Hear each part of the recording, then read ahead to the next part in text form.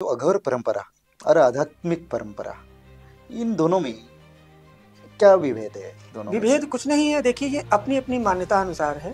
अब कुछ लोग होते हैं वो देवता का साधन करते हैं तो उस हिसाब से उनको बलि और नैवेद्य जो भी अर्पण करते हैं, जैसे सात्विक हैं वो नैवेद्य अर्पण करते हैं और तांत्रिक हैं तो बलि का अर्पण करते हैं। दोनों अपनी अपनी जगह पर सही हैं, लेकिन आध्यात्मिकता और अघोर को जोड़े तो अघोर भी वापस आकर आध्यात्मिकता में ही तो है, उनसे कोई परे नहीं हो, कोई अलग नहीं है। तब जब ये दोनों मिलेंगे तभी तो वो अध्यात्म की ओर आगे बढ़ेगा।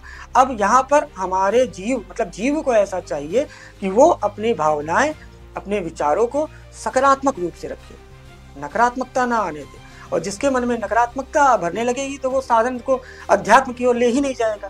वो तो फिर ऐसे ही दुकानें खोलने लगेगा ना कि अरे यार मैं यही करता रहूंगा तो कमाई कब करूंगा, शादी कब करूंगा। अब यहाँ पर तुम अपनी इच्छाएं ले आए तो आप साधन तो आप कर ही नहीं सकते। साधन करना वहां पर यानी इच्छाओं का हनन करना, इच्छाओं को त्याग देना, इच्छाओं को मार देना। और इच्छा मर जाए यही तो जीते जी मोक्ष है। इसे ही मोक्ष कहा जाता है कि प्राण रहे और इच्छा ना रहो, यही मोक्ष है।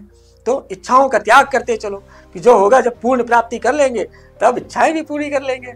अभी ऐसे ही चलते रहो। पहले तो हमें हमारा जो लक्ष्य है, ये जीव को ये चाहिए कि मेरा जो लक्ष्य है, जैसे एक डॉक्टर होता है, एक आईएएस होता है, आईएएस पीसीएस डॉक्टर, ये जज हुए, इन सब ने एक एक अपना अपना लक्ष्य बनाया।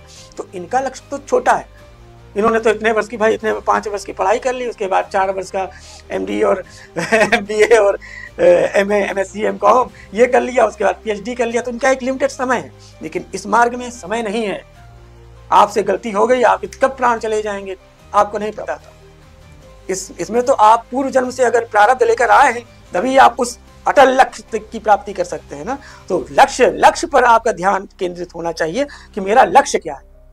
अब जिसने ईश्वर से ही प्रेम किया है, उसकी शक्तियों से प्रेम नहीं किया। अब ये सब आजकल के जितने हैं 1.25 लाख जप लो, देवी प्रत्यक्ष, अरे घंटा प्रत्यक्ष हो जाएंगी देवी। हमने भी तो अपने जीवन के 22 साल लगाए, पूरे जवानी लगाती। हाँ, देवी अगर दर्शन दे दे या देवता दर्शन दे दे तो आप इस त्रैलोक्य में कुछ भी करने के लिए, जैसे रावण, हिरण्यकशिपु ये सब थे ना, इन्होंने अपना जीवन लगाकर, अब वो तो उनका युग था, उस युग में तो उनकी आयु होती थी 10-10 हजार साल। हाँ, तो उन्होंने भाई इतने वर्षों तक साधन किया। अब ये कलयुग है, इसकी आयु है 100 वर्ष। तो लगाओ फिर तुम भी, जैसे गोरक्षनाथ थे, उन्होंने 12 वर्ष साधन किया तब जाकर उनको ऐसी सिद्धि प्राप्त हुई।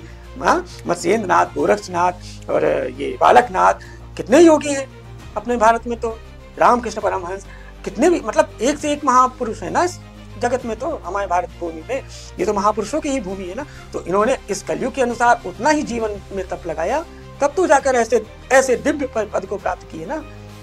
तो जब जो जैसा साधन करेगा वो वैसे ही फल की प्राप्ति करेगा, उसे वैसे ही देवता प्राप्त होंगे। अब परब्रह्म के उपासक बनोगे तो परब्रह्म मिलेगा तुम्हें, और परब्रह्म मिल गया तो तुम्हारे लिए त्रैलोक्य भी कुछ नहीं है।